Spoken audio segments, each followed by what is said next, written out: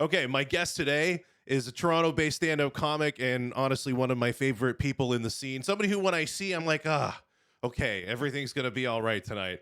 Harv Khatow. So thanks for being here, buddy. Thanks, man. Thanks for having me on. Thank you. I go from having one computer. I was having an issue with my computer, and then as soon as you just looked at it and it started working. Yeah, man. So yeah, it's the brown power in me, bro. Well, Brown is strong in this boy. I didn't come in here with a set plan on what to talk to you about. So, why are there so many brown comics? Oh shit!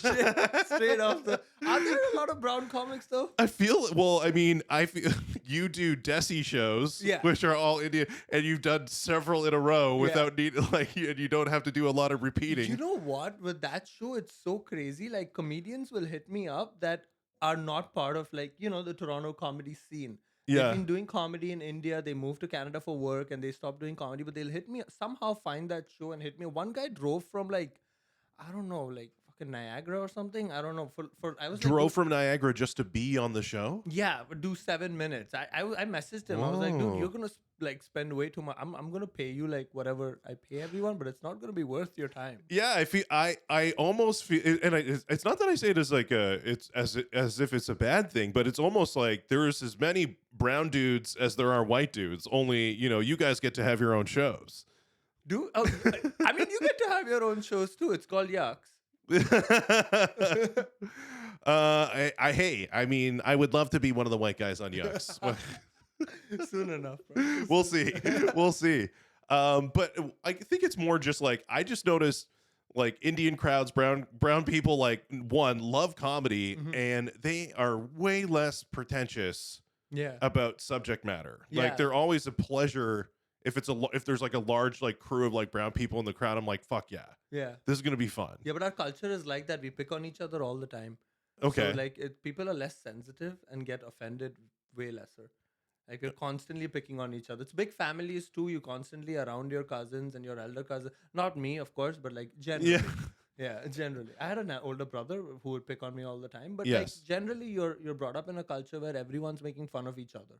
Yes. So, well, I think that I'm totally ignorant. So that about what Indian culture is. But did you grow up in India, or do I recall you? Okay. yeah, I grew up in Mumbai, India. Okay. Yeah. Which used to be Bombay. Which used to be, I still call it Bombay though. Do you? Yeah, 100%. I heard a lot of people do that they still call it Bombay. Yeah, it depends on who you're around. You call it Mumbai or Bombay. It just depends. Okay. Both fly. What would make somebody call it Mumbai? When you're around the Mumbai crew, you'll call it. I mean, you'll know when. So again, Mumbai became a thing for my generation because there was a right-wing political party in Mumbai that kind of forced it. I was like, nah, we should stop calling it Bombay. You would think the right-wing party would say, let's just keep calling it what the British called it. No, the right-wingers in India are the ones that are like, nah, Indian pride. Okay. Forget what the British did. Let's Gotcha. change the names for the right everything. wing, they're the national, we should name it something that we want it to be. Yeah. But everybody who's apathetic in India is like, fuck Bombay. We'll just call exactly. So when I was in school, if you called it Mumbai in the wrong part, I mean, if you called it Bombay in the wrong circles, you could get beaten up, Really? Yeah, I don't mean you wouldn't, but yeah. But it mattered that much that to some people. Yeah, because it's Mumbai or nothing. Yeah, and that's why now the new generation is starting to call it Bombay again because it's all cool and shit. And when I call it Mumbai, they're like, "Oh, just fucking call it Bombay." I was like, "Bro, if back in my day, if I just went with Bombay, I'd get slapped in the face." Okay, so shut the fuck up. You call it Mumbai, and they're like, "Where's your pride flag?" Right? I don't know. It's calling it Bombay. Visiting. Calling it Bombay is like the Indian way of calling something gay. That's such a fucking long shot. But here's the thing: I'm going back to India in Jan, and I'm excited because I've not been back in 5 years. I'm waiting to see how it's changed. Right? Are there flags there too? I don't know. Maybe. I don't know, man. Yeah, I want to see that. India seems pretty, from what I see on social media, very pro-Israel. Yeah, I've not really been following that stuff so much, but it just seemed like an odd connection. I don't know, crazy. what. I don't know of a connection between Jews and Hindus. So I don't know what it unless it's an enemy of my enemy as my friend. Yeah, the situation but what is their enemy? Islam.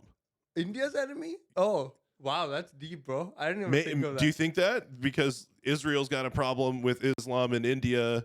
Yeah, Has I mean, like now, aren't there wars in like yeah. Now that you're I'm saying very it, I'm very open about my ignorance, right? yeah, But I yeah, do know that people fight and have battles in India between Hindus and Muslims, correct? yeah, definitely. And I'm neither, so like I'm kind of cut Okay. out from the whole scene. What are you? I'm Zoroastrian. Oh, Yeah, that's right. We've talked about this. yeah. I met a guy who was Zoroastrian. He's like, I'm How part dare of the, you? but he didn't tell me up front that he was Zoroastrian. So Yeah. he said, We're culty I'm like part that. of the oldest monotheistic religion in the world. I'm like, you're Jewish? And he's just like, no, I'm Zoroastrian. I'm like, that's not the oldest monotheistic. I was It so is, it indignant is, with it him. is, yeah. It is not. It is. It is not. It is. No, yeah. it is not. I mean, I it's will fight you. recognized as one. It's definitely a monotheistic religion, but It's it's the not first the one. oldest one. It's the oldest recognized monotheistic religion. I mean, of course, there has to be stuff. I'm pretty sure before it. Judaism predates it. No, like, no, no, no. doesn't Zoroastrianism have its like? Didn't it start in like 600 BC or something like that? 606. No, not really. It came along before Judaism, but I mean, I don't know the dates and shit. But like when we migrated from Iran, that was 780 Yeah. into India. But that's when the thing kind of Well, you know what? This is perfect because like I think that Zoroastrianism is it is a small religion. very so like Right? 100,000 people in the whole world. Really, exactly. So what is it? So it's a monotheistic religion. I think people would be genuinely curious to know Yeah. what it is. Tell Yeah, me. it's weird because conversations about Zoroastrianism are coming up more and more recently. And I'm getting into this conversation with a lot of people, and all of a sudden it's been coming up. But anyway, we worship fire. I feel like it's just like it's a monotheistic religion without any baggage. Tell me more. Because here's the thing, because our libraries and stuff, it was such an old thing that most of the things were like it's not digital records, right? And so whenever the fucking land was taken over by conquerors, they burned down the libraries as part of like destroying the culture. So we don't know much about what the rules of the religion are. So the new people have just gone hippie with it. They're like, yeah, good thoughts, good words, good deeds, nothing matters. Smoke, drink, do whatever you want. You know, I like that. It's become All right. cool. Yeah. It seems like we believe in God, and that's pretty much it. Yeah. Just that's where we draw the line. do your best out there, guys. Yeah, exactly. It's like Buddhism, but we wear stuff on our bodies, you know? Yeah. Well, Buddhists don't actually believe in a God, though. Oh, yeah, we do. Yeah. Yeah. They which I always thought was interesting that it's like it's a very elaborate system with nobody to create it. Yeah. I know, right? I'm honestly not that curious about religion. Really? Yeah. I'm genuinely fascinated. Yeah? Yeah, like not just for do I think like I'm very curious about the systems themselves, but also I just so want to know what's next. Like, Oh, you want to? oh yeah, in terms of I just want to know what's next in terms of like what happens when we die. I so want to know. Are we alone in the universe? I don't know. I so want to know. I don't know. Yeah, you're one of the you don't really care. I mean, think about it. We became humans from bacteria, and it just ends. Like, what happens to your dog when he dies? You know what I'm saying? Like, fucking dies. Bro. So you're a Zoroastrian. Is this cutting out in and A out? little bit for me, Can you yeah, hear it? Yeah, when you play with it. Yeah. I gotta can still stop make out doing what that. you're There we saying, go. yeah, I'm gonna yeah. leave it there. Yeah. Sorry. So you're Zoroastrian, but you're like, are you I'm a not functional an atheist I'm or? not an atheist. I believe there is a God, but I don't believe in like there's something once death, once you die, and like you fucking go to another universe where people. Haven't you done mushrooms though? Yeah, of course. I feel like people who've done mushrooms like are definitely okay with the thought of an afterlife. Maybe, yeah. Maybe I didn't do enough mushrooms. You didn't tell me. I feel like you told me very little about Zoroastrianism Yeah. when I asked you. It's like you believe in a God, do good works, good Yeah. deeds, whatever. And we pray to fire. And you pray to fire. Yeah. Which is the most fire thing about us. Honestly, like when That's you pretty enter the dope. fucking fire temple, there's a big ass fire inside. Other- It just seems like a big campfire with old people, you know? I haven't prayed in so long. Why? Just something going on in your heart? No, I don't have a lighter. I just Oh, dude. I can't- But it's fenced off. You can't, like, only priests can go to the main fire. But there's a lot of fire inside. I call bullshit on that. That's how Protestant I am. Nobody gets in my way. Right? I want to go to God. What is Protestant? You still Christian? You still believe in Jesus? Yeah. There. Yeah. How are I'm you different? definitely just I really just don't have a lot of hang-ups about it. I used to be so hardcore. What do you mean by hardcore? What is hardcore? Like hardcore Christian was like I would have debated you that the earth was like 10 to 6,000 years old, like opposed gay marriage, like super pro-life. I think I only really spent time with like church people. Mm. Like it became my world. It was a Yeah. very small world. Honestly, I've come across a bunch of people that live that life, and I don't know if you've noticed it, but they always feel like, like someone's lied to them. Like they're so hollow, their expression, and they're Yeah, always I so mean that's like, kind of just where I am. It just feels like in the Christian world, especially in the West, it's like I just don't know if we're doing it right. I mean, who's because doing it right? there- well, it, because it seems as, and I can only speak for evangelical churches, What does but that mean? even okay. So whenever you see like a pastor who's on TV and he's like on a huge stage and Oh, there's yeah. like lights and everything Or and the there's probably shaking and a thing? huge When band, he's healing people? not cool. They're like in the same kind of in the same genre, but not like a mega church pastor. Like those are all evangelicals. They're like the Protestants who, they have a live church band. They may or may not speak in tongues on stage, but they want to proselytize to everybody. Like evangelicals are about evangelizing, about getting the gospel out to as many people as possible. But it's within so in Christianity, there's three main there's three main categories. There's the Catholic Church, which is like the original, the OG. Then there's the Orthodox Church, which is like when the Catholicism became more formalized, the Orthodox were basically like, no, like we're going to keep doing it the old way, in a sense. And then Protestantism is the Protestant Reformation started by Martin Luther, where he basically like objected to how the Catholic Church did church. Oh shit. Like it used to be like the priest was the one that prayed to God and you had to talk to the priest and go to confession, and the priest was the only one that could read the Bible, and then Protestantism like said, no, everybody should be able to like read the Bible. Why are we praying to saints? Because like Mary is a saint, right? Like there's Saint Peter, Saint Paul, and Protestants are like, why aren't we praying to anyone other than God? Oh shit. But is that same Martin Luther that had a dream? No, No. Okay. that's Martin Luther King Jr. Then there's Martin Luther, who was born like several hundred years before. So it's a white guy. Yes, Oh, yeah. shit. Martin. Yeah, there's a Martin Luther who's a white guy, and he's the guy that kicked. So there's, if you've ever heard Lutheran, like the Lutheran Church, No. they're named after him. Oh shit. Dude, in my head, the whole time you were saying the story, I was like, this Martin Luther is a gangster. He freed the black people. Yeah. He created his own version of Christianity. Like, a man's a fucking gangster, dude. Man, he did a lot. Yeah. I didn't even hear about this stuff. I know. I was like, That's dude, 'cause I'm learning new shit today. because he didn't do it. No, Martin Luther started off though. So Protestantism is big. It's a big umbrella because our team is basically like, we kind of agree on some core things, and then the rest is up to you. Like, can women be pastors? Can you have drums on stage? Do you speak in tongues? Do you not speak in tongues? The way that you do communion, like how you do church, is like up to almost every individual church. Okay, that's fair. So it's kind of more diverse that way. And then there's Catholicism, which is they're like the McDonald's. Like it's going to be the same Oh yeah. wherever you go. It's always, I like that. They build the best churches. You know what I'm saying? I mean, they have some very, they Intricate. used to. Yeah. Yeah. You go to Europe and I'm like, wow, this is beautiful. Yeah. Yeah. We do. Christianity used to lead the arts. And now we just copy. We do like a bland version of what other people did like 12 years ago. Yeah, now churches aren't that cool. They're just like buildings, bro. Yeah, and they're cool very practical, right? Here's the parking lot. Here's the worship space. Here's where the kids go. Right, this is for the room for them to be quiet in. And okay, you don't. I was laughing because I thought you meant it as a joke. Here's where the kids go. Oh, this is where we molest the kids. Yeah. No, but I mean, that's what I was saying. The Protestant model is, usually most churches are, if you have a church that gets big, it's because you've got a guy who speaks every Sunday that people want to hear. They're a captivating person. So a lot of big churches are in many times like a cult of personality. Nice. Where the guy at the front is the reason why the church is growing. Yeah.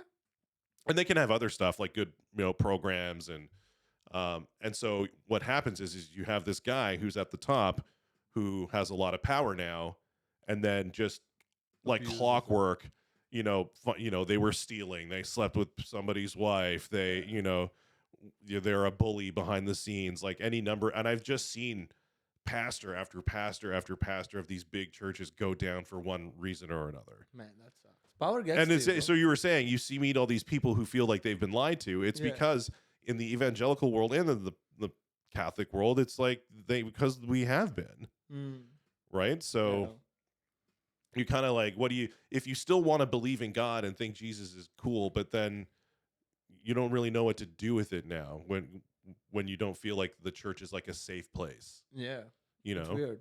I've never been like so associated with like a church or a temple or something like that, you know. So I don't have those kind of experiences. Well, there is Never hung out alone with a priest. You know what I'm saying? there's a Zoroastrian temple not far from here. Yeah. I go there. I was there yesterday. Oh, were you? Yeah. But there's no priest as such. You just go there, you pray, and you leave. So what's this? So tell me more about Zoroastrianism. So how does it work? Like what? It's like what's It's the a cult, bro. It's legit a cult. It's so a there's no cult. conversion. If your parents are Zoroastrian, you're Zoroastrian, but you can't convert into it. You can't become one. No. Oh wow. Okay. Yeah. Well, this is the thing though. What I've known a couple other Zoroastrian people, and they were cousins. Oh yeah. Like a lot of that shit. It's like it's not an accident or a coincidence that the two Zoroastrian people that I've met are related because the world is that small. Yeah. And So when me and my wife got together, we had to do a check to make sure that even in the like distant family, we aren't related. really, you're Yeah. like Zoroastrians are like Iceland. Pretty much. Yeah. But I mean, she is Iranian. I'm more Indian. So it was a very small chance of us having an overlap. Yeah. But our families do know each other. Yeah. Even though. Somehow. Yeah. Yeah. And it seems like you guys keep it. It's the focus on you finding another Zoroastrian. Yeah, like, but to it marry. wasn't for me or her. It's so weird. Like we just ended up meeting in Waterloo, Ontario. And like Zoroastrian, like, oh, this is. No, and Did it help? No, it didn't actually. For 4 years, we were just friends with each other, and then eventually we started dating, and then the Zoroastrian thing actually got in the way. Because both of us were thinking like, oh, the other person's only with me because I'm Zoroastrian. Because we were friends for so long. Now why are we together? And we both had that in the back of our mind. We had to have a conversation. I'm like, nah, it's not because you're Zoroastrian, you know? Whoa. Yeah, but yeah. So, yeah, we never were really into it. It just kind of worked out. Gotcha. Yeah. I feel like it's got to be a factor. That's not. No, it wasn't. It definitely wasn't. Because, like, it's the first Zoroastrian girl I dated ever. So Whoa. yes, I was never really looking for someone Zoroastrian. Okay. It's weird. How do you go around looking for someone from the same culture? Like you want to be with someone you connect with, not someone who prays to the same invisible man in the I clouds. don't know. I mean, I feel like this isn't really a white people thing where like we don't give a fuck what our parents think, but I feel like family matters way more in other cultures. Yeah, family matters way more in other cultures, but like Zoroastrians are more like the westernized people of India, so even they are like pretty open. Marry anyone you want, it's all good for the most part. All right, that's cool. But you can't become one. No, you cannot become one. Yeah, and like I could say I was one, but the rest of you would be like, you can't come in here. Yeah, really. Yeah, it's an exclusive club kind of thing. It's weird. Also, you know, we marry each other. You know, so a lot of cousins end up getting married, and that's a weird part. Once we die, they feed our body to the vultures because that's our way to go. You know, to just donate ourselves one last time. It's ancient, bro. Whoa. Yeah, so till date in Mumbai, there's a place where they like put dead bodies for vultures to eat, but there are no more vultures, so now they use like solar energy to like kind of, you know, turn it to ash. But what? Yeah, it's fucked. We don't have any more vultures. Yeah, just think about it. Like the fucking city came up around these things, you know, and all of a sudden there was vultures eating hands on someone's fucking balcony, patio, whatever you want to call it. These days, they started shooting the damn vultures. Yeah, bro. That is so bizarre. It is. It's very difficult to explain things sometimes for me. I love that. That is so eating a vulture eating a hand on your balcony because this one culture has vultures eat their dead and they just carry. Yeah. So they got rid of the vultures and so now they just use a giant magnifying glass to burn up the bodies. Exactly that. It's so weird because for a while there were no vultures, so they were just like crows were eating the bodies, or like other animals were eating the bodies. Those parts aren't allowed, right? No, any bird's allowed. Like anyone's allowed, right? It's one last fucking Yeah. feast. That is so. It's so weird. Who was the Zoroaster? I remember learning a little bit about it. He was the prophet. He's a He's prophet. like the Jesus or the Muhammad. You know? Okay. So he's the prophet. Auramazda is the god. Ahriman is Satan. Yes, I know that. Yeah, there is a good bad dichotomy in there. So yeah, and honestly, like I haven't been to like religion class or anything, so I just learned stuff off of like osmosis. So I don't really know too much. I follow it though, like I wear the stuff inside. And growing all up, in a religion and knowing nothing about it is very Catholic. I gotta say, like you. The religion was cool because we had our own culture in India, and everyone recognized it. Yeah. Right. So they knew why we were different, and we were different. Do Zoroastrians get persecuted in India? No, not at all. In fact, they get celebrated. Really? Yeah. There's such a small community. Like persecuting them, you'll really have to go find one. You know. Like, Yeah. No one wants to put in that effort. So they're actually pretty celebrated. In fact, for the longest time, we had like some weird privilege. Like like India has a bit of corruption here and there. Every country has it, right? Now, when you get caught by cops, you can pay them off in India, right? But I, as a kid, when I would mess up and I would like run a red or something, the cop would see I'm Zoroastrian and just let me go. Really? Yeah, I'd be like, you know what? It's cool. Just don't do it again. You're like outside the caste system. But yeah, there's no caste system for us. Yeah, you don't belong in it. That's great. So we're just the observers. Yeah, you're just from the outside being like, oh, wow, okay. Yeah, exactly. Well, we're gonna eat a burger now. See? Yeah, we eat beef, we eat everything. Yeah. And no one stops us either. Again, such a small community. Who cares? No, we just go unnoticed. That's so funny. Yeah. But then were you caught up though in the wars between Muslims and Hindus? No, you didn't see any of that. I mean, I saw it, but Okay. I wasn't caught up in it because they could tell I'm Zoroastrian, so they would just go past me like I didn't exist. Wow. Yeah. I mean, you see stuff. So when I was born, apparently there was a big riot where they were burning things under my building and stuff, and then they came to kill some people in my building, and my parents gave them shelter for the night so they could live and stuff like that. And who were they protecting? A Muslim or a Muslim Hindu? family. A Muslim family. Yeah. But it could just as easily be the other way. Sure. Around. Yeah, if it was. So the Hindus go after each other. Yeah, it's weird.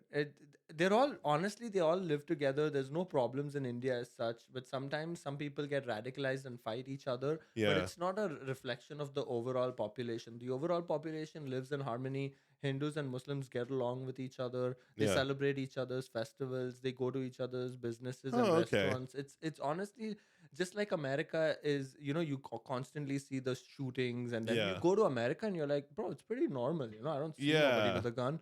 Right? Yeah, these extremes exist, but they're not the norm. Yeah, exactly. So people make it seem like in India, like, if you're a Muslim person, the minute you enter, you're gonna get cut into pieces. Like nothing's gonna happen. Like the second largest population in India after Hindus is Muslims. So nothing's gonna happen to you, but Gotcha.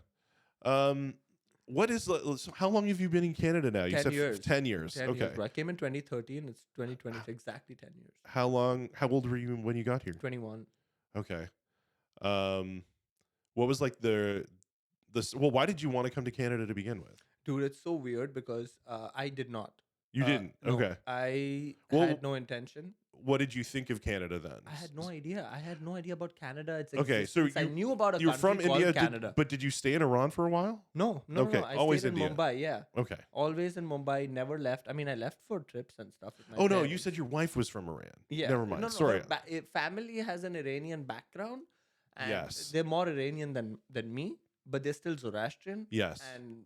And yeah, they've lived in Iran for a bit. But okay. But she grew up in Dubai and Canada. Okay. Yeah. Okay. Then I want to start at the beginning then. So you had you said you had an older brother? Yeah, 10 and a half years older than me. 10 and so one of you was a mistake. Me. You were the mistake. 100%. Excellent. Yeah. My family doctor loves to tell me that story. Yeah. About my mom running to him saying, "Doctor, please tell me I'm not pregnant." Amazing. And then he goes, "That was you." I was like, "Yeah, say it again. Say it again." So you're born into a Zoroastrian family, which is a small population in India. Yeah. You're kind of ignored, if not venerated, by Muslims and Hindus. and you're just doing your thing. What kind of like, were you middle class, upper Yeah. middle class? Yeah, middle class. Okay. Yeah, straight up middle class. It's weird when I tell people over here I went to private school. They're like, "Oh, you went to private school?" But every school in India is private school. Like you Yes. have to, if you're going to school, you're going to private school. Yeah. You know, if you're going to government school, you're not going to school really. You know? Yeah. Okay. Yeah. Because it's not much education that happens. Honestly, private school also they don't teach anything, but at least they have some sort of a As way. long- Did you grow up speaking English? 100%. Yes. Okay. Yeah. So And did you want to learn? English? Yeah. It was my first language. Okay. Yeah, like my parents speak that to me. So Really? yeah, it's Okay. weird. Like English is my first language. I think in English. I dream in Oh. English. So it's I know the accent sounds different, but the grammar is pretty much the same anywhere, you know? Yeah. Okay. That makes sense. Yeah. All right. That's but yeah, interesting. so we always spoke that. Of course, with my family members, extended family, we spoke Gujarati. In school, you learned Hindi. Yeah. Outside, you learned Marathi. So in India, you just end up learning a bunch of different languages. Okay. But yeah, the main one is English for me. Really? Yeah, Okay. That's and awesome. It's always been like that. Okay. So then so you didn't want to come to Canada, No. but did you know that you wanted to leave India? I had to because my grades were terrible. And in India, your grades really matter. Like Okay. I was so bad that they wouldn't let me go for on-campus interviews. Wow. Yeah, they were like, you should be unemployed. You deserve that. Wow. Okay. So one day, I'm sitting in my graduating class, final year. Yeah. Everyone's going and getting these fucking jobs and shit. And I'm sitting there, and one day a guy walks in with a pamphlet saying, this university in Canada wants students, and you don't have to do the whole degree again. You can just transfer your credits and move to Canada. And I was like, I'll go. Yeah. Which And- school? The University of the Fraser Valley. I didn't Google the university. It could have all been a scam. Yes. I could have come here and it could have been a fucking bulk barn, you know? Yeah. And I wouldn't have known. I honestly didn't know, and I didn't do any research about the town I was moving to. Nothing. I was just like, yeah, this is an opportunity. Let's go. Let's see how it goes. I told my parents this is what I want to do, and they were like, okay. And my brother had moved to Canada just a year before that, Oh, okay. but there was no real need for me to go where he was. I just Yeah. was like, yo, this is a easy way. Where did he go? He came to London, Ontario, Okay. because he hated his life. I'm kidding. No, I think that's fair. Yeah, no, but he got a job there, so he just moved. Gotcha. Yeah, but anyway, yeah. Long story short, I ended up in British Columbia in August of 2013. After in December of 2012, deciding to go. you Yeah. know. Okay. So, and I came here. It kind of worked out. All of a sudden, I was no longer a stupid student. I was one of the intelligent ones. Yeah. I was like, yo, this Yeah. worked Jeez. out. Yeah. You think you're not applying yourself? Wait till you Exactly. meet us. Yo, that's the thing. Like I tell people, I went from 1 in a billion to Yeah. 1 in 40 million. Like my odds dramatically fucking improved. Yeah. You know? Yeah. So you did well, and then what did you get your degree in? Computer information systems. You see how I had to think about that for a second? Yeah. You know? Yeah. Do you even? Well, I mean, I feel like you're early 30s. Yeah. Like, Turning 32 in like a couple weeks. okay, yeah, you were somewhat close to that era of where they just told you if you get a degree, you can get a job. Pretty much. Yeah. Yeah. I never knew what I wanted to do with life. Me neither. I just went through the motions, honestly. Like you pass a certain grade and then you go to the next one. And in India, they were like, oh, you go to university, you have an option between arts, science, or commerce. My parents were like, you're going to do science. I wanted to do arts because that's where the good looking women are. Yeah. You know? Okay. And so they pushed me in science, and I just did that because I had to. Yeah. And I thought I'd become a pilot, but thank God I didn't. Like, air pressure doesn't agree with me. Gotcha. Yeah. All right. So, yeah, long story short, this guy walks in one day, and I was like, I'll do it. Yeah. Yeah. Computer science also, I ended up by mistake. Everyone thinks, oh, you're brown, of course. Computer science. It was Yeah. a mistake. I did science, and then they were like, okay, either do engineering or do a BSc. I wasn't smart enough for engineering, so Yeah. I'll do BSc, but I wasn't interested in math, physics, chem, bio, anything. They were like, the only other option is computer science. I was like, fuck Yeah. it, I'll do that. Oh, okay. So I just managed to like scrape myself through computer science and made it to Canada. Nice. Yeah. All right. And then, is that where you met your wife Yeah. in BC? No, Okay. in Waterloo. In Waterloo. Yeah, Okay. I was on a year-long co-op at BlackBerry. Oh, very best, good. best fucking experience of my life. Why? No work. Everyone around you just keeps getting fired. It was- Were you there at the end? yeah. But Oh. they can't fire a co-op, right? So I have immunity. Yeah, So yeah. I'm out there playing foosball while people are crying because they lost their co-workers that they've been working for 30 years with. And I was like, you want to play a game, We bro? would fire Harv, but we're not paying him. Yeah. So That's so funny. Yeah, and it was the best thing ever. I just played foosball all day and made money to play foosball. Yeah, it was the best job ever. Honest to God. And once I left, my whole team got fired. There was one of my friends, my current manager, he was one of my friends at BlackBerry. His whole team got fired. For 3 months, I don't think he even came to BlackBerry and no one knew. Like, that's how, dude, they had strings on campus when they would fire people. They would have strings for the people that they didn't fire to go and talk to someone. Like, that's how bad it was. So if the people who got to stay around were still talking to like survivor's guilt. Yeah, pretty much. Yeah, you want to talk to someone because you're crying, you lost a friend, you had to fire someone, you know? Oh. So go talk to someone. Like, oh. Meanwhile, I'm just using the fucking machines to get some peanuts on the side, you know? I'm like having the time of my life. Seems quiet today. Yeah, exactly. Anybody? Yeah, I would miss all the team meetings. Because it was at 9 a.m., bro. Who the hell puts a team meeting at 9 a.m.? People who are getting fired. No, but like this was a monthly thing. A monthly team meeting was 9 a.m. My director literally had to sit me down and be like, yo, you got to start showing up to the team meeting. Yeah, I start at 8. So, I mean, 9 doesn't seem so bad. 8 a.m., bro? Yeah. What, do you hate your life? I think I'm so old now that it doesn't matter. Like I work sales now, so I do work early and I work. But like when you are a co-op student, especially in Waterloo. Oh, in your 20s, I do remember when I first started my day job and like it being, and I used to work in restaurants. Oh, nice. So my body clock was totally different. Yeah. Like I was waking up when I worked at restaurants at like 10 or 11 to get in for my shift at noon, and I would work like doubles during the week, and I would finish at like midnight. I have respect, bro. Yeah, and then I switch immediately to needing to be up at like 7 and getting to the office for like 8:30. Okay. And that was a hard adjustment. And yeah, when you're young, like I started my day job when I was like 24. Yeah. You know, your body wants to sleep in still. I feel like when you're that young. Yeah, and here's the thing, man. I have respect because I worked a restaurant job for like 16 hours and then I quit. Oh, really? Yeah, I was like, this is it. One day I walked in, they're like, the dishwasher quit. You're the dishwasher for the day. I was like, no, I'm not. Yeah, to me, it was just you could work not a lot, but make pretty good money. That was to me the advantage. But then I grew to hate it because I didn't have like evenings or weekends.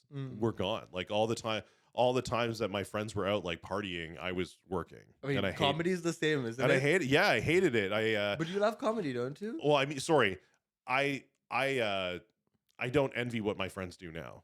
Oh yeah, doing comedy is way better than like being stuck they're in bed at 9 watching The Office. Oh man, right, falling asleep to the glow of The Office, going to sleep. Like I had this conversation with Himansu. He was, because we're both older guys in the scene. He's just like, yeah, we like. You think we'd be better off like being a couple of schlubs watching the game? Yeah, right. That's like so weird, right? Right. I don't want to do that. But I was always kind of out like doing stuff. I feel I don't know. A lot of guys my age are boring. Yeah, 100%. I don't know. Maybe I'm boring too, but no, not really. But yeah, I mean, a lot of people like you're my brother's age, right? Yeah. Okay. So a lot of people my brother's age are boring, but he's not.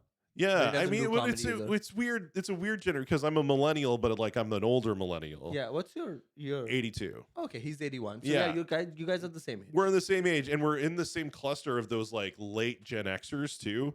And I feel like Gen X was like really stick it to the man, and then like younger millennials are kind of like, let's do what the man says. Yeah. Like I have that stick it to the man kind of attitude. Like don't tell me what to do. I have a stick it to the man attitude because of my mom. She was too much of a protective mother, and she was like always like, I had my dad was like he was an avid spanker. Oh. And it hardened me early. Oh, like nice. My brother, I remember saying, he was like, yeah, I always remembered like dad would hit us and you wouldn't cry. Oh. And I'd be like, oh yeah. I remember being like 5 years old and telling myself, don't cry. Don't give him the satisfaction of knowing he hurt you. Oh, dude. And being like, man, that's like... You're like a little David Goggins, bro. Yeah, right. That's like a little 5-year-old. That's like kind of fucked up. Yeah. Like, to be like, Yeah. Go bald and fucking start running around. You have the Goggins in you, somewhere. Yeah. Oh, yeah. There's Have you read his book? Like, that's what he No. did. He talks about like taking souls and stuff. It's like when someone wants to hurt you, they get the pleasure from hurting you, and if you don't show the pain, you basically take their soul. They don't know because they would have broken under that pressure, and you're not breaking. So now you kind of like they question their whole existence. I need something to build confidence again. I should read something like that. His book is great. Yeah. But like his lifestyle is crazy, man. Running like that, like. Yeah, I feel like shit. he's like running so he can die of a heart attack in his late 50s. Yeah. I feel like Yeah, I mean he's in his late 50s, so it could happen anytime, I guess. Yeah. Yeah, I can't. There's something like I agree with like working out. Yeah. I think that's totally fine. And again, I don't know anything. Yeah. Right. I just want that to be clear. Same. But I also feel like working your body to the brink all the time will make it wear out earlier. There's something about that makes sense to me. Yeah, me too. If you're going to like burn out levels all the time. Yeah. Also, Goggins is like a little too much, like constantly being like, oh, fucking work out. I mean, I can't do that. I gotta go eat a burger and shit, bro. I mean, I'd be able to work out all the time if I was a successful entrepreneur that like I didn't have to be there to see the money come in. Yeah. I mean, he was in the SEALs and shit, I know, right? It's like fucked. Would you ever like go fucking join the armed forces? Like, what if like Canada was going to war? What do they call it when you're called up? The draft. Yeah, that's the worst thing to call it. The draft. The draft. Yeah, you're getting. You are like fighting. You're joining the NBA. You're getting drafted for death. That is fantastic. Yeah. I don't know. I mean, my dad always talked about like I have really good eyesight, and my dad was always like, "You're wasting it by not becoming a fighter pilot." Oh, I thought he was gonna go down the sniper route. Like you're wasting it. Or something like that. Adams, And the thing was, when I was a kid, I always loved like my favorite movie forever was Bloodsport. Oh, I love that movie, dude. Oh man, I rewatched it as an adult, and it is so laughably bad. Really? But I love that movie. Still. It's like how many? It's a whole movie based along like how many shots can we get of Van Damme doing the splits? Right? But let's have him doing the splits on top of the rooftop in the mountains on the fighting surface. But the whole fucking closed eyes thing and I know. I mean, so I that love movie's a fighting. masterpiece. I think the only sport I ever watched was the UFC. Same. Oh, I mean, I watch soccer too, but like the UFC, the MMA and boxing are very dear to me. My dad's a coach. He really? He coached boxing for 25 years. Yeah. So that's why, like, when you talk about your parents hitting you, when my dad hit me, I felt it. Yeah. Yeah. But he didn't hit me that much. No. Because he was always worried about killing us by mistake. You know what I'm saying? Yeah. No, my dad knew how to hit us just enough, just No, my dad is not in that way. He was he's still very nice. And we have a very chill relationship. Like I can call him by his first name. Yeah, I don't. My dad and I haven't spoken for years, so that's really? not so great. Oh. But I think like other parents, I felt like my dad hit us out of anger. Yeah. Like he would have this like angry look on his face, where he's like, I knew a guy whose dad would like, if you do this, this is the consequence. And then he, when he would spank him, he'd be like, it's this number of times. We're going to talk about it. It was like, it was coupled with like a whole other package of parenting. And so like he has a good relationship with his dad. But like for me, it made me be like, fuck this guy. Yeah. Like from the beginning. Fair enough. Yeah. I mean, I deserved every beating I got. I mean, I don't know if a child could do anything that really warrants a beating. That's buddy, I can do something. Like what? What does a child do to like I'm a menace, bro. Like raising me, honestly, is the toughest thing anyone's had to do. And that's why when my parents are like, when people are like, oh, my parents hit me, I was like, my parents are totally justified. If I was my parent, I would have beat the shit out of me. One day, just for fun, I cut my my neighbor's cable wire. It took me a while, but I did it. Yeah. And I just did it because I wanted to see if the scissor could cut it. Yeah, it couldn't. But it took me hours. I did it. Yeah, that's but like that's not what, because you're a kid. You have no semblance of like how hard things are to fix. I was pretty old for me not to do that. Yeah. And again, as a teenager, I've done shit that I would be mean, me like, too, man. Yeah. I was definitely not like a great. I was an asshole. Yeah, I was definitely not a great kid, but at the same time, when I don't know, I didn't like have a great relationship with my parents, so it wasn't like I think I had a like I make my own decisions. Like I don't believe you because I don't. Why would I trust people who hurt me? Fair. You know. Yeah, fair. That's fair. Not to use that as like I definitely made like terrible choices. 100%. I'm pretty sure you did. Mm-hmm. I mean, boys growing up just have that need to like do crazy shit. I believe that. I believe like when you're in your teens and your early 20s, it's like the most trying times. Oh You yeah. kind of calm down after you are in your late 20s. After 25, you kind of calm down a bit. But Yeah. before 25, you're just doing shit for the fun of it, Yeah, and I think I don't think I really felt like I was like a man until I was like 37. Like Yeah, I don't I think still feel like I a felt kid. I felt like a kid most of the time. Yeah. That's why I'm still doing like childish shit sometimes. Yeah, like And my being a wife is- comic. yeah, exactly.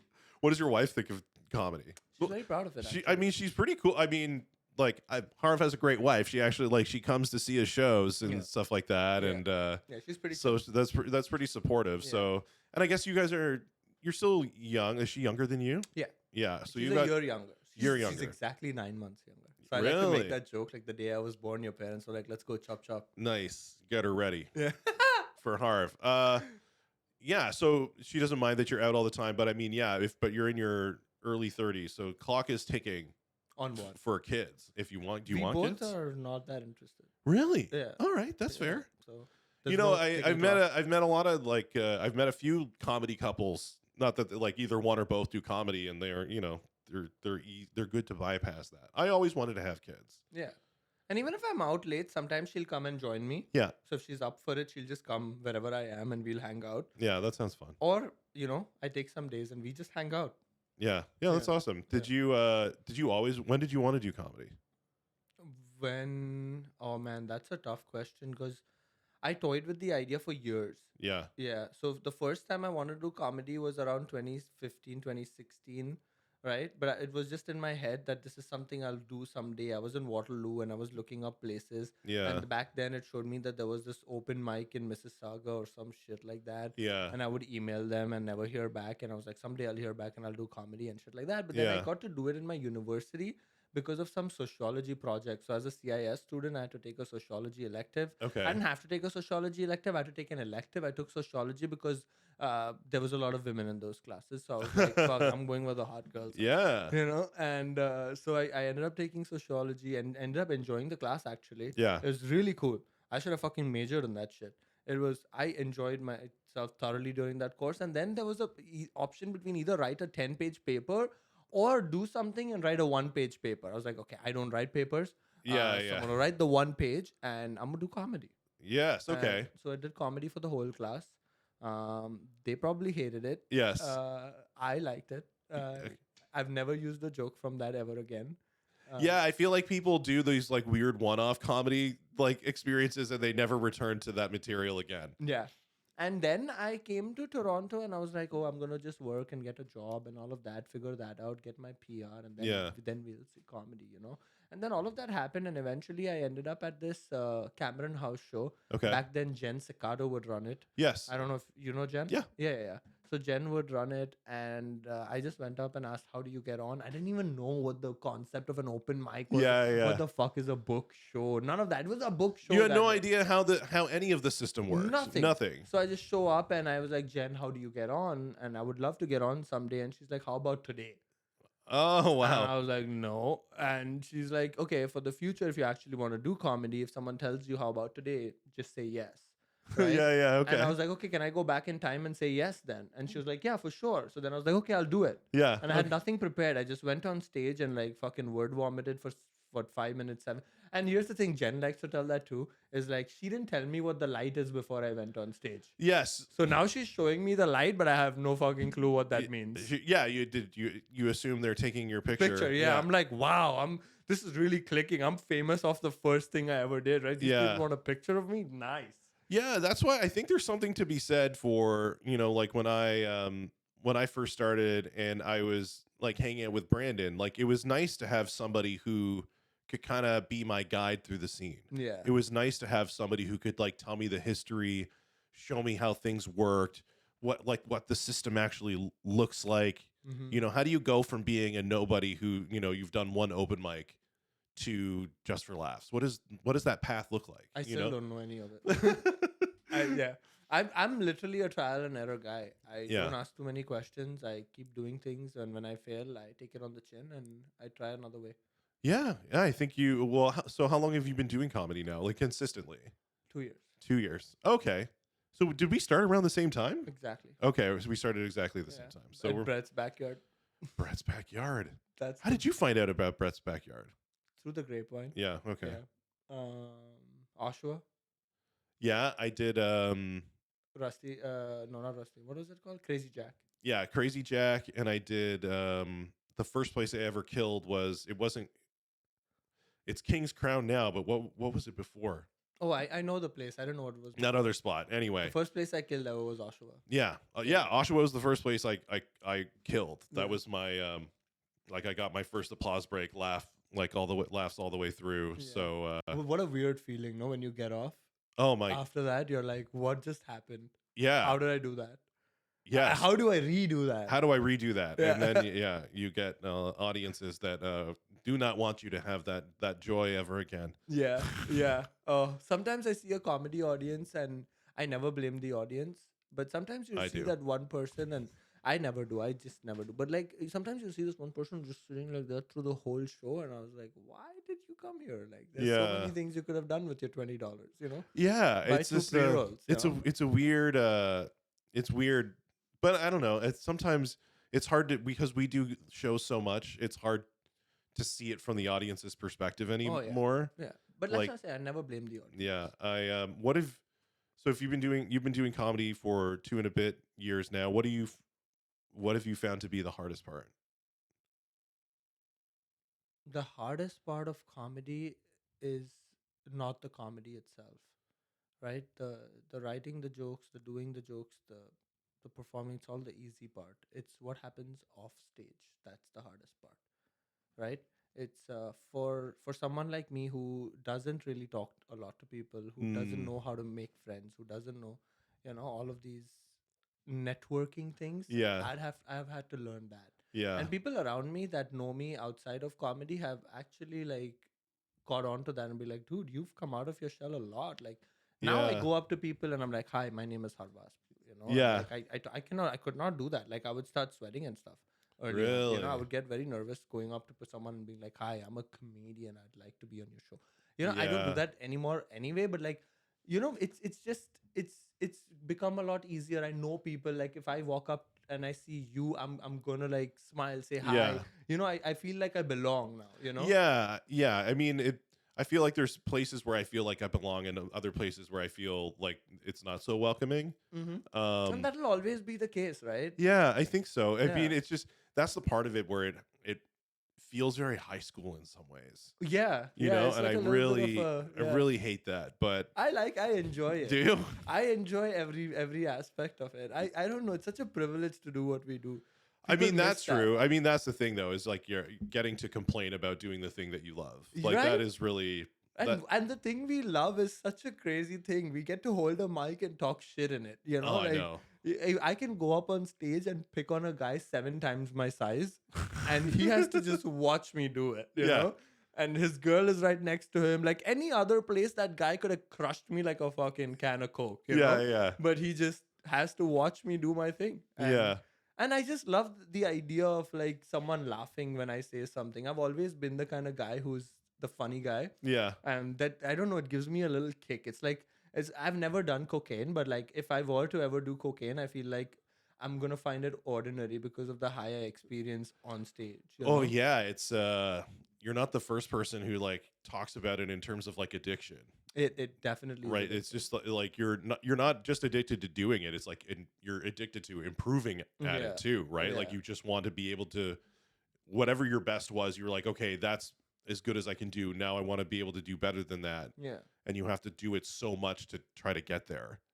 Because there's so many shows that are they're hard. like the like the audiences are tough, or like they're they're or like you open with a joke that always works and it doesn't, and you're like, that you're in for a grind. Yeah. Like this next 7 minutes is going to be painful for everybody. Yeah, including me. For like, especially me. And like, it's like the learning how to like navigate that. Yeah. Yeah. But That's all rough. of that is enjoyable. If you think about it, like if you go back in your head, those moments are still and not in the moment, of course, in the moment you're like, fuck. Yeah. But when you look back at it, like how much does it matter? It didn't work out that day. Yeah, Right? that day was not for me. Yeah. Just yeah. That's As why. long as those days are not every day, then you should be worried. Yeah. But like if it's few and far between, then you're good, dog. Well, Like, I don't know, but I feel like I went a lot of days where I wasn't having bad days at all for a long time. Yeah, that happens. And You're then just riding you're it. on a, you're riding it, and then you do have a bad day, and it's soul crushing. yeah. And like I really when I had Jam on, he was saying like, learn how to bomb. I'm like, I need to like learn how to bomb again. I need to start being okay Yeah. with it not going great. I'm not, I think I've told you, like from here on in, like for the next like month or two, I'm not really like looking for book shows. I'm just going to try to like write an open mic and try to like just grind. Just try to like, I just want to get better. Yeah. I saw Tim Dillon last night. Holy shit, man. Yeah. Like just wall to wall laughter. Nice. I subscribe to the idea of get used to the silence, Mm. but I also don't like the idea that when some people I see are bombing, they'll like double down and try to bomb harder. Yeah. That's not an idea I subscribe to personally. I mean, to each their own, but personally, I feel like in my 7 minutes, I want to do everything in my power to turn it around, so that when I'm off and I bombed, I'm like, whatever, I tried. Yeah, no, 100%. I think like, trying to make it worse. Yeah, leaning into it is what I kind of get annoyed with sometimes, When I think about leaning into it, it's more like, okay, if you didn't like it, like, can I lean into it more where it's so ridiculous that you think it's funny, but like making it bad for the sake of making it bad, like antagonizing the audience. Yeah, that. Because then now you're putting the whole show in jeopardy. Because like, and sometimes there's like a competition on how many people walked, and that's a competition I don't understand at all. No, I 100% agree. Yeah, I was like, what are you competing about? I mean, sometimes you can't help it. Like, it's not. You might have jokes that make people walk. That could happen. But like doing it on purpose. Right. And competing on how many people you walked versus how many someone else walked. I'm like, oh, I walked way more than you, bro. That's not something to be proud of. Is there a skill in comedy that you'd like to develop, or is there something that you want to be able to do better? Yeah, man. I want to be able to talk about myself more, and make jokes that are more authentic to me rather than my background or my culture or the differences in my culture versus where I grew up. I feel like all of that is pretty like base level, and I want to get more into who I am and be more vulnerable. I feel like I'm not confident enough to put myself out there. That's why I hide behind the jokes of, and not hide behind it. It's still authentic to me, but like there's more to me than I see what you're saying. Like you're just like, I see what you're saying too. And I think that I'm kind of, I just want to do like set up punch. I'm just trying to be, how can I be as much funny as I can be? How about I learn the rules before I start like breaking the rules? Because I feel like I don't want to just start going after taboos or sharing like a lot of people say, oh, you should talk about your religious background and stuff. It's like, that's really hard to do. It's really hard to do that in a way. Like you say your whatever religious persuasion, like especially Christian, like people are like, well, it makes it sound like you beat up a gay person before you got on stage, right? Like it has that kind of baggage. So I feel like I need more time and experience before I can do that justice. I want to be a storyteller. In my element, like when I feel like I'm the most funny is when I'm telling a funny story. Yeah. Because I'm in the story. Yeah. Right? And for me, like narrating a story comes very easily. I just don't do it on stage for some reason. Because again, you have 7 minutes. You don't want to get into a story and then realize no one's interested. And now what do? You just don't tell the story? Yeah, right. And when you're not blessed with a ton of stage time, Yeah. like you need to make the most of that 7 minutes, Yeah. where opposed to having like a story that's kind of couched in between with some really funny stuff or Yeah. yeah. But as things mature, as stage time increases, I feel like I'll naturally lean more towards the storytelling aspect of my life, and things that I see differently compared to maybe others would be something that I work towards developing more and more. Do you have anything in mind? Like, is there like when you say that, is there something specifically that you would want to talk about that you already? There's so many things, bro. I'd like to talk about just incidents from my life rather than, you know, a general idea of what it's like being Indian. Yeah, You know, like there's a lot of nuances with me. My mom, honestly, like I honestly could write a special on that lady. Like yeah, yeah, she is a character. yeah, Like she is a very strong-willed person, very disciplined person, right? But oh man, can she yell, bro? You know, like my whole street knows what her voice sounds like because she yeah, would yeah, yell across the street to me. You know, yeah, and so she's funny in her own way. The way she says things, the way she looks at the world yeah, is so funny and it's so different. Like you know, yeah, and that yeah, just my dad's super funny, bro. The shit he does sometimes, I'm just like, I don't know how you got to this age without someone telling you not to do this. You know, yeah, yeah, yeah, like I don't know, someone should have, but they did. yeah, you know? yeah. That's so funny. Like one day we were at the Sobeys and it's so weird. My dad's looking at fuck, I know the Hindi word for it, but I don't know the English word for it.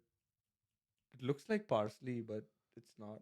Um, is it Coriander. in Coriander. yes, that's what I was Yeah, gonna yeah, say. yeah. So it's fucking. He's looking at bunches of coriander, and weirdly he has some fucking mental image of what the coriander is supposed to look and feel like. So he's feeling these different bunches, looking at them, and then when he found the bunch he wanted, he made me hold it, and then one by one, it was on the top shelf, right? Yeah. One by one, he's throwing the other bunches back up.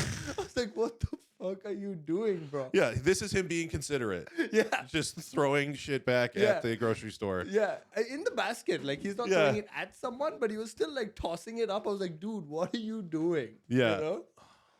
What do Why you? did you have to test out 15 bunches? Yeah, that's so. Yeah, he's trying it like they're watermelons. Yeah. You can see everything Yeah. that you need to see. That's so funny. Sorry. What do you want to do with comedy? Like, what's your goal? My goal is to do comedy at like the biggest stage possible. Yeah. So like stadiums and shit. But like if it like I don't know, man. You know you say this stuff, but I want it. Yeah, Will it ever happen? God knows. We'll see. yeah, exactly. Yeah. Gotta keep working. I think it'll happen. Yeah, But well, doesn't everyone? you better hope so. Yeah. But it's I think also like the longer you do it, the more kind of specific your vision is, Right. right? Because I'd be there's a lot of baggage that comes along with being super famous, Mm-hmm. right? Like I feel like Matt Rife got super famous. What do you think about a special? I haven't seen it yet, but what I was going to say is that the guy gets super famous. 3 months later, his special comes out, and everybody's like talking shit about him. But don't you want that? I don't. Well, I guess so, but it's like I'd it's like rather they not talk shit, though. people are getting mad at him because like the domestic violence joke, Mhm. but then other people are like he's like betraying his audience by trying to do this type of stuff, and it's like I don't know. I don't know. I Yeah, just but want to be that's the funny. Whole, that's the whole idea of being an artist, right? You think this is your art, you put it out there, and then people comment on it, and that's Yeah, that's fair. and then you get. I mean, come on, how popular is fucking Matt Rife? You know? I mean, it's pretty big right now. Yeah, how many people watched his special? I'd rather people fucking comment and say what they thought about my special negatively rather than not knowing it ever existed. Yeah. Right? I think I think for me I don't think I'm at a place where I want to have a specific vision because other than I just want to get good. Yeah. I just want to be really good. So people like the thought of putting out a special in my first like 3 years or something like that seems crazy. Like I don't think anybody's masters anything in that amount of time. I don't think so either. Yeah. But you can if you want to. I mean, at the end of the day, what is a special, really? I mean, Well, it's a it's a- picture of where you are at yeah, that point. exactly.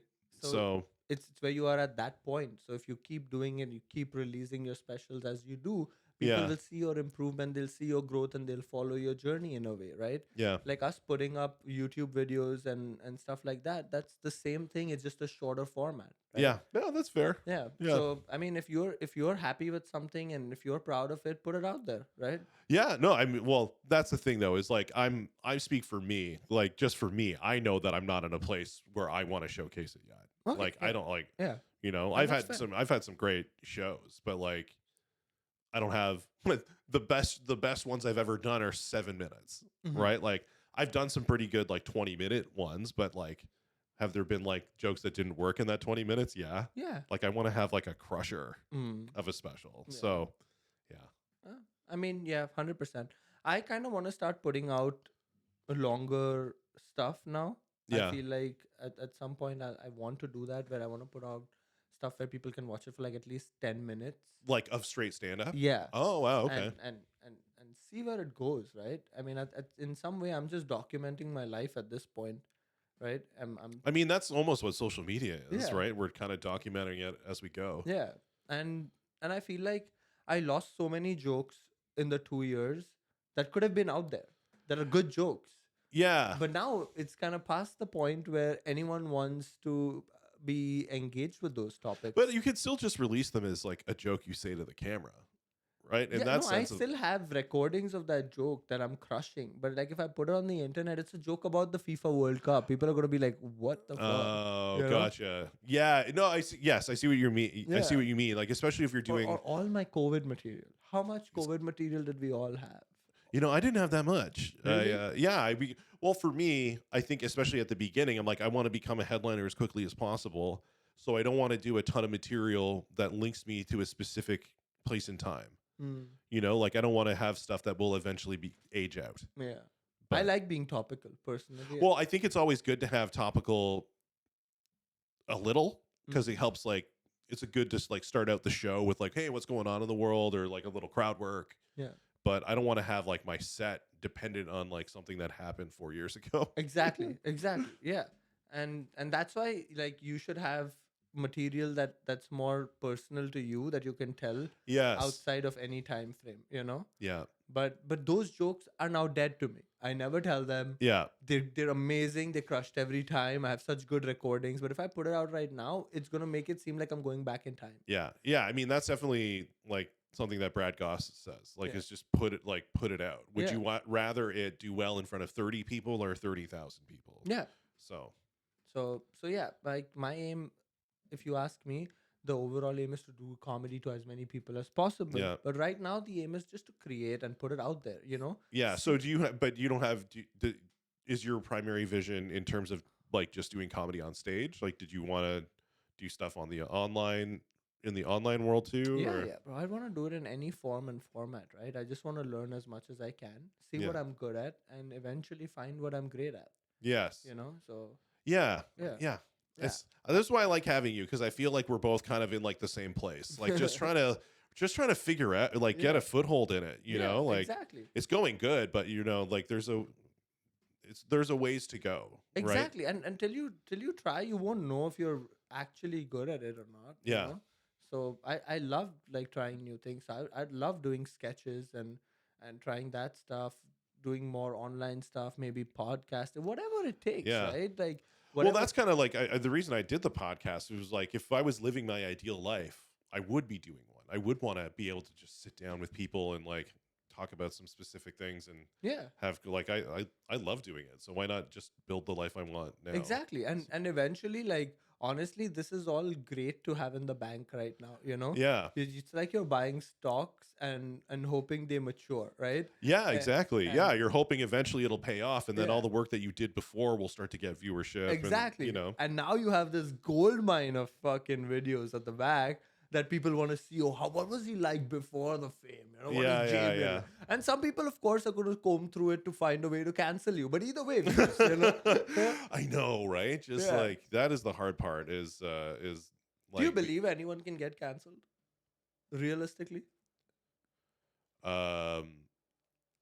Yeah. I mean, in what context? Because like there's the comedy world and then there's like the outside world where it's like Even in the comedy world, like there are so many people that people say, without taking any names, there's so many people that people say like, oh, fucking cancel. But Well, they I do, mean, like, there are people in the scene who have been accused of some heinous shit, and they're still around. So, yeah, I wouldn't know too much about that. you know what? I say there's a lot of stuff that has been said about people pre-pandemic. I am just meeting the person in front of me, Yeah. right? And the other thing is like I'm not a gatekeeper. Like I don't book shows where I need to be concerned with the image. Dude, remember that open mic I used to run on the beach? I remember that. Yeah, I had that was fun. That was so much fun. And then we used to do it in Trinity Bellwoods Park and shit. Yeah, Anyway. yelling. Yeah, in pandemic era comedy where you're just Yeah. like going out on the street and yelling at people. Exactly. And now I'm doing these shows just to get some sort of stage time, right? Yeah. And I don't know anybody in comedy. Everyone I meet is a brand new face over there for me, right? I'm Yeah. starting to meet people. I booked someone on that show. Yeah. I mean, when I say book, you're not book. Like it's a Yeah. fucking mic. I gave him a spot. Yeah, Yeah. And I give everyone a spot because I don't know who's Yeah. good, who's bad, who's evil, who's nice, whatever. I give this person a spot, and then I get a message from one of his ex-girlfriends, I guess, and a long ass message about how like why they shouldn't be booked and, Yeah. and why they shouldn't be. I'm like, wow, man, comedy is weird, bro. Yeah, like this guy's a Nazi and blah. Yeah, I'm like, exactly those words, you Isn't know? his girlfriend like not white? Like it just, yeah. I've had some. Yeah, I try to like keep out of it. I Me don't too. like I was like, I mean, why would I care? It's an open mic. I mean, what am I gonna do? A police check? Fuck. Yeah, right. I mean, I do think that I think you can be canceled enough. I think you can be like, I think it is possible, but if you're conducting yourself like a normal human being, Yeah. you probably won't have to worry about that. Exactly. People give too much importance to this whole cancellation thing. I'm like, what are the demons in your closet that you're so worried here's about? the like. I guess what you're talking about is like, can you be like so edgy that certain people won't book you? But like the fact of the matter is, those people like I don't think those people aren't booking me anyway, so I'm not really concerned. Like, yeah, there might be a few pockets of the scene that won't book me, but like, I don't really care about those specific spots. Yeah. Right. Like, And most of the spots just want someone who's funny, bro. And well, yeah, exactly. And it goes both ways. Like, even if you're like, I'm not one of those guys who likes to tell people. I don't want to censor people. same. I don't want to be the person who censors people. You know who's really going to censor you? The audience. Yeah. Right? Like they're going to be the ones who don't laugh at Yeah. your joke. Like, Yeah. I think you can get pretty edgy, but if it's funny, people will laugh. Yeah. And so Bombing is punishment enough. yeah, bomb. And the thing is though, it's the bad part is the people who do that type of stuff don't learn from the bomb.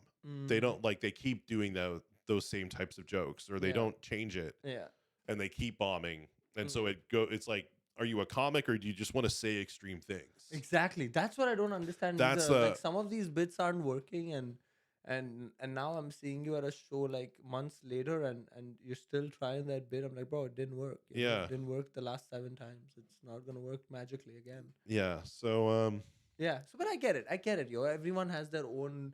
The comedy is so subjective. Like, how can you tell either of us is funny with full confidence? yeah. Like, there can be a guy that just looks at our best fucking set and doesn't even crack a smile. No, and I think that's the thing though. You're never going to appeal to everybody. Exactly. So you're Exactly. For most comedians, it's like a 70-30, right? 70% of the audience likes you, 30% can't stand you. Yeah. That means you had a great set. Yeah, and if you can get that 70%, you don't even know that 30's there. Yeah. So Yeah. yeah, man. Unless it's a 10% show and 3 are sitting right in front of you, just staring you down the whole time. I know, with their arms Yeah. crossed. I love that though. Yeah. Fucking love it. They're the ones you talk to the most. Yeah, the most. Like, the weird part is like sometimes I can see that it's going nowhere, but like to my detriment, I'll still keep talking to them. Yeah. I'm like that kid that wants validation from everybody Yeah. for some Yeah. reason, and I'm just like sometimes I'm watching myself again on video. I'm like, why the fuck I know. did you have to spend? But that's the 2 thing minutes? though. It's like that's the frustration. Is like you walk away from a set thinking like a better comic would have been able to turn this around. Yeah. Like a great comic would have been walked in that room and taken command of it. It's like what needs to be done to do that. But I Yeah. think like I think that's just something that you learn in time. Yeah, 100%, So- 100%. It was crazy though. Watching you initially was crazy because, like you said, you came in with a clear vision Yeah. of this is what I want. This is and that's how I'm gonna do it. And you already had a brief idea of how comedy works.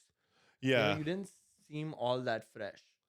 Yeah, I mean, I got told that a lot. I got told by a lot of people that they like I didn't come off as new, Mm-hmm. which, I took as a big compliment, but I think it's just because um I hope it doesn't sound like braggadocious, but like I think number one, I think I have a natural like sense of humor. Mm-hmm. Like I think I know what's funny. Like I Mm-hmm. was funny before I started doing comedy, and but also learning joke structure, Mm. like learning like the Jerry Corley stuff, like learning how to do like a misdirection joke or a Mhm. wordplay joke or a three-way build or incongruity, like being able to play the notes.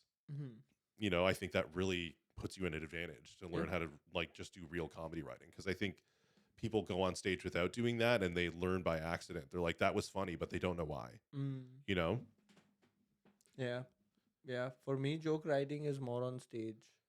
I never like I've had so many people come and say like they write on stage, and I never really know what that means. Like, when you say that, do you mean like you're just like you hope that the tags come to you when you're talking about it on stage? You kind of have an idea of what you want to talk about and what about it is funny, but how are you going to convey that funny to someone is going to happen on stage naturally. Yeah. When you naturally talk to your friends and you're telling a funny story, the funniness just happens. You don't write the tags at home.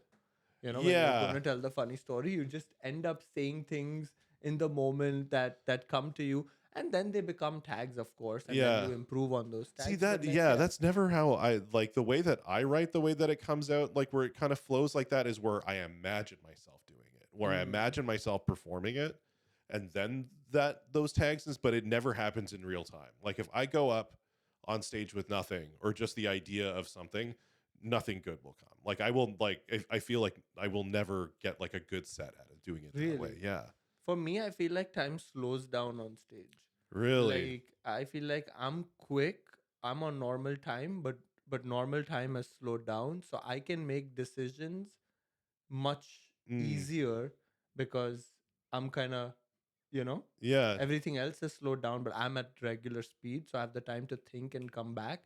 But maybe I'm just stuck on stage like that for 30 seconds and I just don't know. And Yeah, I don't know, man. know? Yeah, it just for Yeah. me the writing on stage thing, it never, like I said, I've had the odd tag come to me in the moment, Yeah. but the idea of building a bit or a set that way seems really, at least for me, it would be really inefficient. I Yeah. don't think I would get a lot done in I've a lot sat of. with a notebook and written so much shit. Never once have I said it on stage. Yeah, Not once. yeah, All my material that I've said on stage and I continue doing right now has somehow just managed to manifest itself on stage. I, of wow, course, know what I'm going to talk about, yeah, but I don't know. But again, I'm not going to book shows and doing this, right? I'm doing it at mics. I'm trying to yes, figure out just the way I talk. I want to figure it out how to say it, yeah, right? Like when to say the funny part. Should I say it before? Should I say it after? But I yeah. know what I'm gonna say. But then it's like, But there's no definite tags to it. well, yeah, and that's Or the thing though. It's punchline. like you could have like a good joke, but then if you're after that rolling laughter where you want like it's not just one big punchline, but it's followed up by like 5 tags that all build on one another. Like that's what I'm building towards. And I feel like you kind of, but you're right though. I think it's more I don't think it's necessarily clicked with me on how to like once you get that big laugh, Mm-hmm. how to like stay in the joke, like to Yeah. take it to an act out Yeah. or like Yeah. make it absurd or apply it to like I think in the moment sometimes I don't think of that, but Yeah. that's what I mean. That's why Yeah. I don't It want to like helps to slow it down in those times. yeah, It helps to just let them laugh about what they're laughing about, and then like slowly give them some more stuff. So like you're kind of like dipping your feet in the water slowly. So, yeah, you're seeing how far you can take this before it's too much. yeah, And you'll sometimes maybe see me go like too much and yeah, ask the audience. I try not to do it, but like when I'm on that roll and all of a sudden I'm seeing like, oh, this last one they didn't like, I'll just be like too much. yeah, Yeah. yeah. So Well, that's because you're like figuring it out, right? yeah. Because you were because it wasn't too much one line before that, Yeah. right? So Yeah. So I'm yeah, like, that's funny. did I just cross the line? Was that the line? You know? Yeah, So, but that's the fun part for me, Because if I'm just like fucking writing it at home and coming in and saying it to someone, then I feel like I'm losing the fun part. Like you'll see me on stage getting all excited about something sometimes, like Yeah. guys, come on, you don't even know. Yeah. And that excitement comes naturally because I'm telling someone a story. I feel like I'm talking to someone, and I feel Yeah. like I'm getting to like share with someone, and it's just one big fucking circle, Yeah. And Yeah. I love that. Yeah. I love that. I like the experience of like writing something that I wrote alone, but I thought was like, I know it'll get a laugh. Like when I write a bit that's like maybe 4 jokes long, but like fresh and it all works. Like that is the thing. I'm excited to tell it because it's, relatively complete piece. Yeah. That's what I like. I like doing. Like recently I was talking on stage and something really funny came up and everyone was laughing, and then at the end of my set I was like, yo, what was that funny thing I said that you guys found that funny, Yeah. And then because of course audience, it was the set that you weren't recording. yeah, right? yeah. And then the audience was like, it was that what you said. And now when I come back and I'm writing, I'm like, there's no way I can write this into something, Yeah. I'll just have to go on stage and figure this out in some way or the other. Yeah. So like now my spots to figure it out are gonna be Wednesdays in Saga. Yeah. Yeah. Well, and that's the thing. That's what I'm walking after when we wrap this up. I want to talk about what mics you do because I got to get back out there. Yeah, Wednesdays in Saga, Canvas Art Bar. If you have the time and if you want to drive, it's the best mic. There's always some audience there. You always get, there's not too many comics, so it's not like a long list either. So it's a fun mic to go to. Well run. When Jam's in town, Jam runs it. Yeah. And he's gone for a little bit though. Honestly, the best host. I know you were saying. Is hands down one of the best hosts. So it's always fun. Yeah. It's a good vibe. There's Himanshu there, Mike Payne sometimes, good people. I think I'm gonna do that one. Yeah. I'll Aaron Redublio shows up. Me and Ed drive together. I like that he's just listing names of people that most of the audience doesn't know. Yeah. How long has the camera just been locked on you, by the way? I have not been looking at the camera at all. Because whenever I look at something like that, I feel like, oh God, I look ugly shit. Oh man, I just yeah. Well, we are at over an hour. Dude, this thing flew by. Did we even talk about anything that's worth your time? Who knows, man? We just talked, man. That's what, like, I came. You know what? We talked a lot about India and Zoroastrianism and comedy and stuff. That's all I really aim to do. A little religion. Yeah. A little, maybe. Dude, I could talk to you for hours. To be honest, not about religion, but like about comedy. I could talk to you for. I've always been the kind of person that could talk to you easily. I don't know. Weirdly, you and I have always been able to talk to each other about. Yeah, comedy. we got a good rapport. I was happy to get you in here, man. Yeah. This is it was good. I'm like I said, I'm always glad to see you at shows, and it's always nice to have somebody who's like I feel like in a similar place. Just trying to figure it out. Yeah, it's also good energy, Yeah, like, we see each other, we smile. Yes. Like usually when you see someone you don't like, you're like, oh, this guy's not good. Like somebody who's going to ignore me or talk shit about me or and it's just going to be an upward fucking an upward I don't want that. Well, Harv, good to see you, buddy. Thanks for coming out. Check out Harv. What is your Instagram handle so people _I am Harv. There you go. _I am Harv at Instagram. Check him out. He's at the Backroom Comedy Club a lot. Yes, in Toronto. So thanks for watching, guys. We'll see you later. Thanks, guys. It zoomed in on you again. Oh, now it's zooming on you. There you go. Fuck yeah, look at that. I hate this. Money shot. Yeah, we'll see. Okay, bye, everyone. Bye.